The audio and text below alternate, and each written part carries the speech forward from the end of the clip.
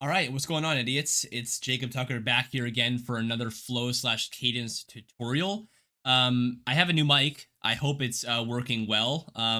Yeah, you'll notice I don't have my infamous headset on for this tutorial, so hope that's all right with you guys. But anyways, we have another tutorial here. It's called Write Your First Smart Contract. It is what it says, pretty much. I'm going to just walk through a little tutorial of how to write your first smart contract in Cadence on the Flow blockchain. It says it's going to take around 10 minutes here, so hopefully I can prove that in this video. So let's go ahead and just get started. So, like it says here, to get started, the easiest way to start coding a smart contract on Flow without any installations required, so you don't have to install anything, is to load up the Flow Playground. Now, I have done that right here. I opened up contract one at play.flow.com, and I just deleted everything in the first contract. Now, this interface might be a little confusing for you at first, right? Like, why are there so many different contracts? What's a transaction? What's a script? We're going to get to all that, so don't worry about it. Just focus on the contract right here. So, if we go down to the next section, you might be saying, well, Jacob, why are we already deploying a contract? We haven't even learned anything yet. Yeah, I totally agree, except for the fact that I think it's really good to actually just jump into things and you'll learn along the way. So right here, the step number one is just to deploy a contract. So we're going to deploy a contract called race, and we're going to do some special thing right here, but I'll show you what that is. So to make a contract, you do pub contract race. And now this, race can be whatever name you want. That's the name of the contract. And right here, in under a minute, we've pretty much made a smart contract, right? This is the most basic smart contract you can ever make because nothing's inside of it. But this is a smart contract nonetheless. And if we wanted to, we could go ahead and deploy it. Now, the way that smart contracts work on Flow is you deploy contracts to an account. Now, an account has an address, blah, blah, blah. That's similar to other, blockchains. If you're coming from there, if not, whatever, it's still the same concept.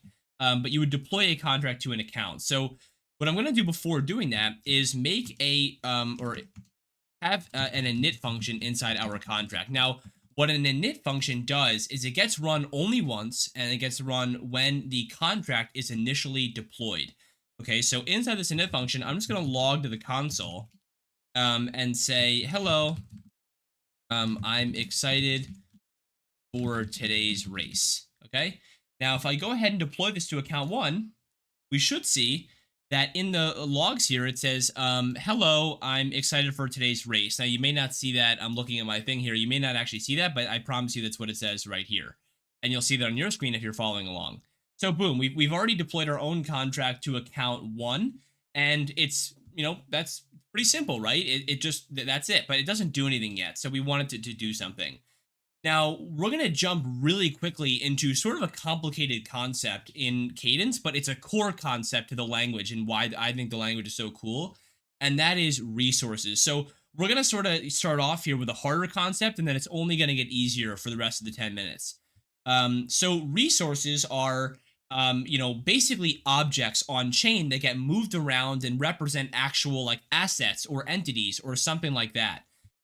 If you're coming from the Ethereum world and maybe you're a Solidity developer, you may be used to, let's say you have an NFT, right? The way that you keep track of ownership is you store some sort of mapping, right? Where you say, okay, an NFT with ID 1 maps to account A, right? So you map 1 to A. And, it's sort of is strange in that the NFT isn't actually a real thing. It's just a number in the contract that we just say is owned by account A, right? Well, it's very different in Cadence. The NFT, or really any asset or entity or object or thing in Cadence, gets represented as a resource.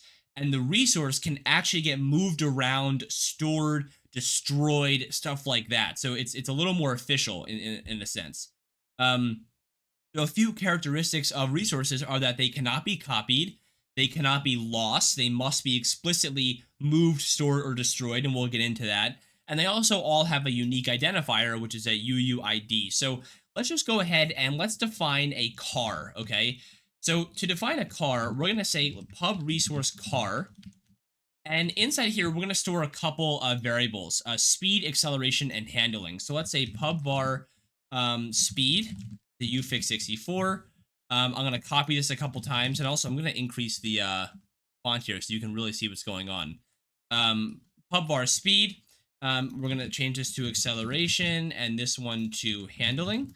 Now, with a resource, you have to give it initial state, right? These can't just be empty. They have to actually equal something when the resource gets created.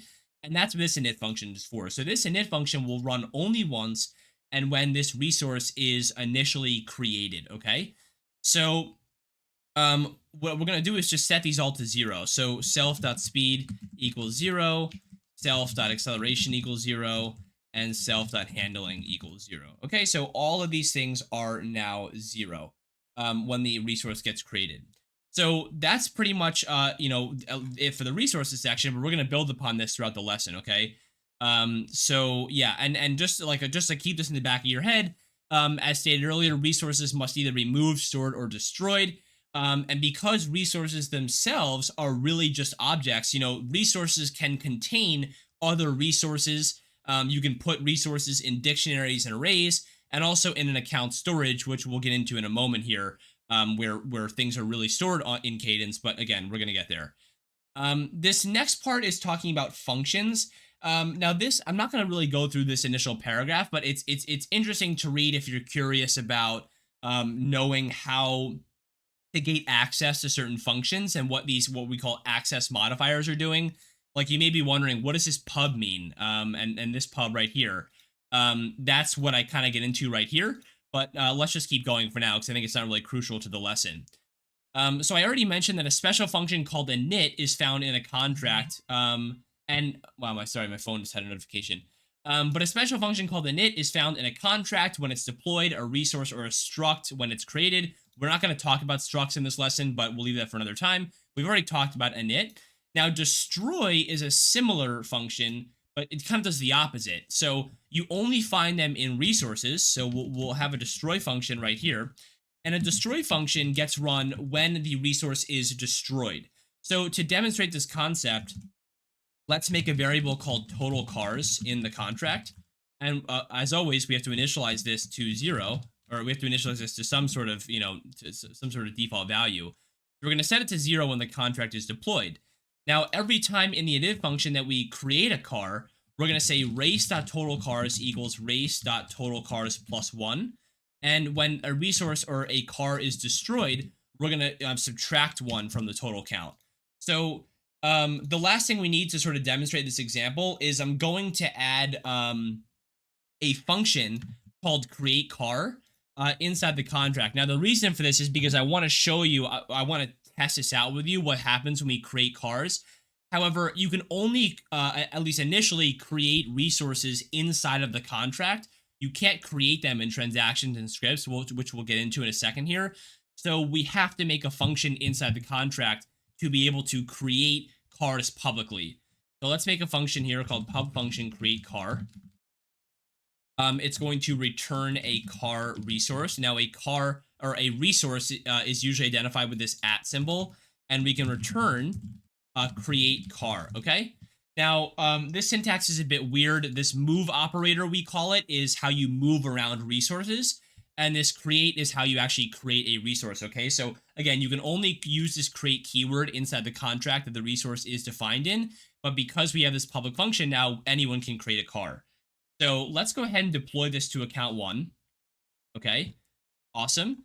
Now, what we can do is go into a transaction, and so this is where we're sort of getting into the next part, which is transactions and scripts. Transactions are for writing data or mutating data, and scripts are for reading data. Now, sometimes people get confused because in some of my tutorials, I modify data in a script. You can modify data in a script. It's just that by the time the script is over, all the data gets reverted, right? It gets reverted back to the original state. So you can play around with data in a script. It's just that it's not going to do anything after the script is over, okay? So what's interesting about Cadence or smart contracts on Flow is that transactions and scripts are also written in Cadence. They're just in different files, okay? So like you would have a, race.cdc file, and then you would have a, createcar.cdc file that is a transaction. So first of all, we have to import race from account 1, right? That's how we're going to do this here. And the syntax for a transaction is, transaction, and then we can put any parameters in here. We're not going to do that yet. Then there's 2 what we call phases to a transaction. their prepare phase and the execute phase. We'll get to the prepare phase in a second, but let's just stick with the execute phase, which is where we're gonna, perform all of our fancy stuff. So what we're gonna do in the execute phase is create a car. So let's say let new car, and we're gonna give it a type. The type is race.car, because it's the race contract, and then .car is the type of the resource car, right? And then we're gonna use the move operator, race.create car, just like this. Now I don't know what the error is. Oh, okay, I see. So you'll notice, yeah, we're calling race.create car, and because of the, it's a resource, we have to move it with the move operator into this variable, right? Now, to get rid of the errors, I can just destroy new car. And this sort of gets into the point of, remember before I said the resources cannot be lost? That's because if you don't do anything with a resource and you just leave it there, Cadence actually doesn't even let you, it doesn't compile, right? So Cadence doesn't let you lose a resource. Because theoretically they're important assets, right? They're a Bored Ape, or they're whatever any popular NFT is. I don't know. I'm so out of touch with NFTs at this point, but you can think about it like that, right? So what I'm gonna do here is destroy the car. But what we can do is let's log race.total cars. This should be 0, right? Because none exist. Then after we create one, it should be 1, and then after we destroy it, it should be 0 again. So let's go ahead and see what happens when we send this transaction. And transactions are signed by an account, right? And let's just choose a random one, account 1, and send it.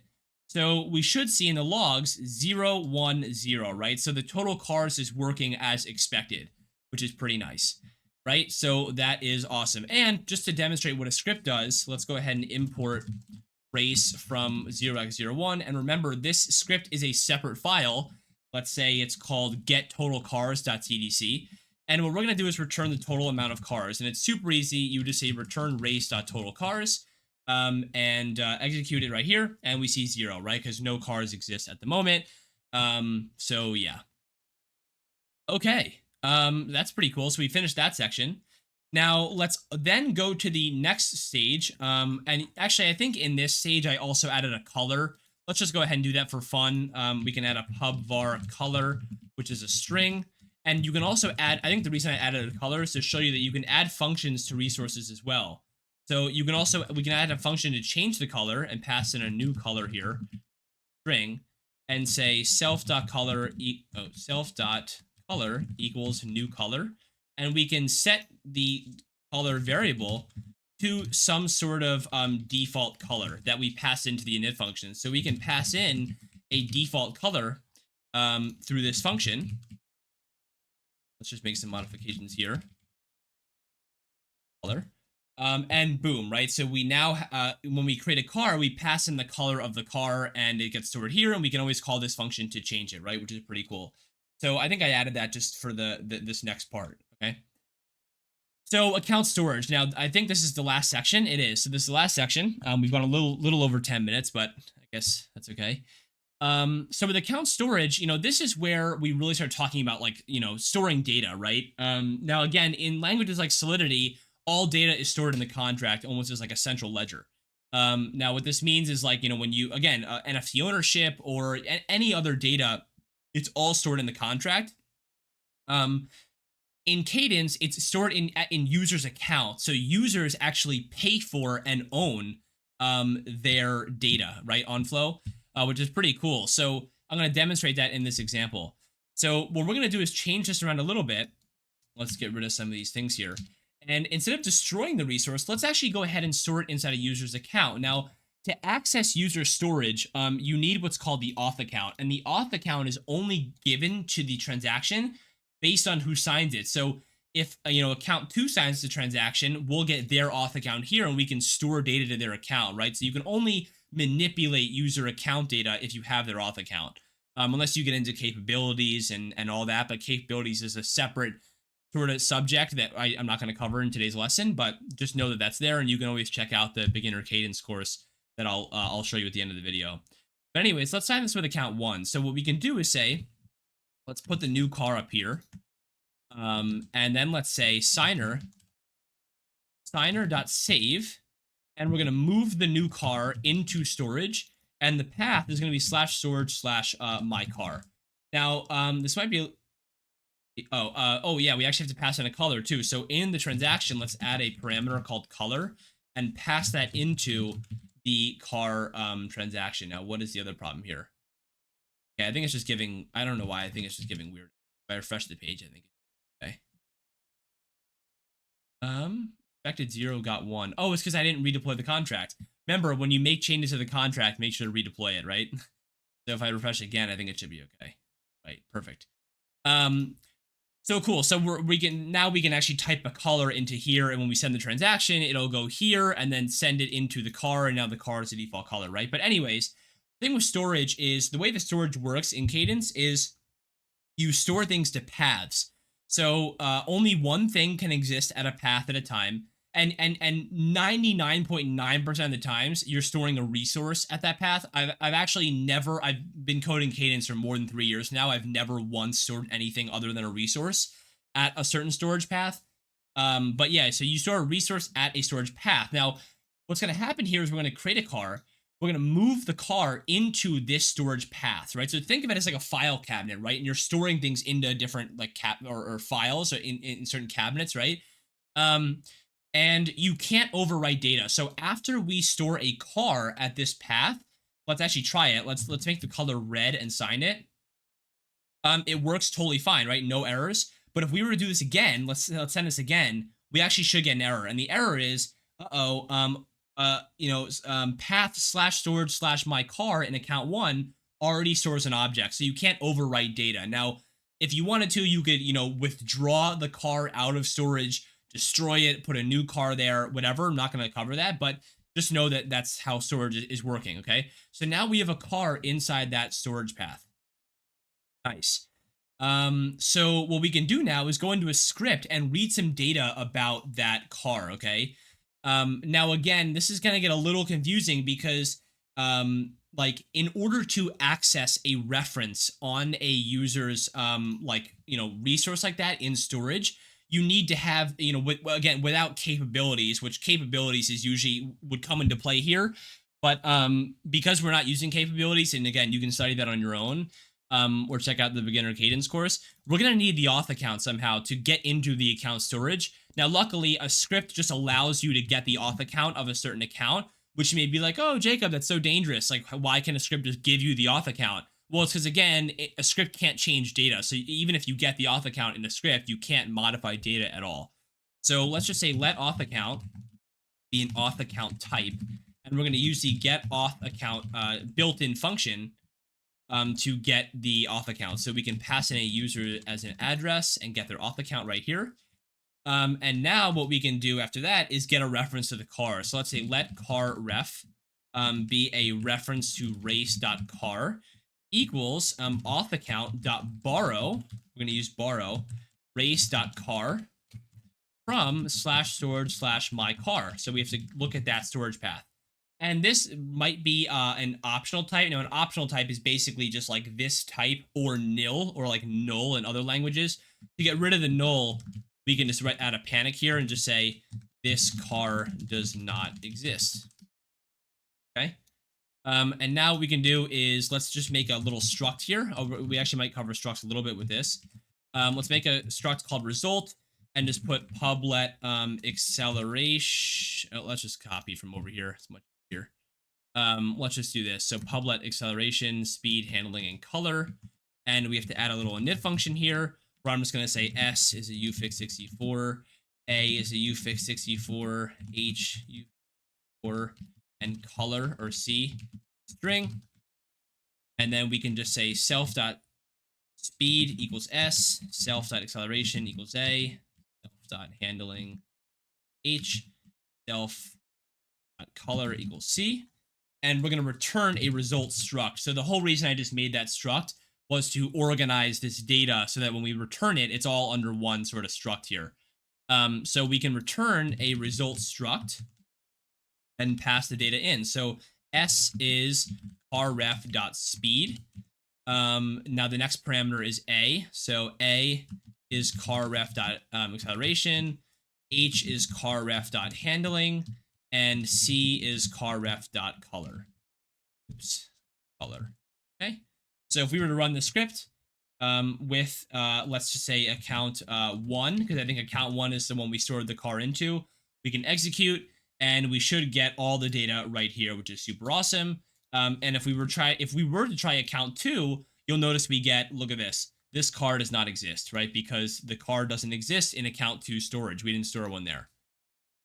All right, so I hope this was a helpful example. Of course, we didn't like do anything to change the speed, acceleration, or handling or any of that, but you can build on this if you want. I hope this was helpful. And sorry, I know we went to 20 minutes, but I guess it takes longer to explain. Anyways, hope this was helpful. If you have any questions, reach out to me in the Emerald City Discord at discord.gg/Emerald City. And also, if you're curious about, taking Cadence to the next level, learning capabilities, all that kind of stuff, then check out the beginner Cadence course here. It's going to really help you master Cadence and has proven to for a lot of people. All right. Peace out.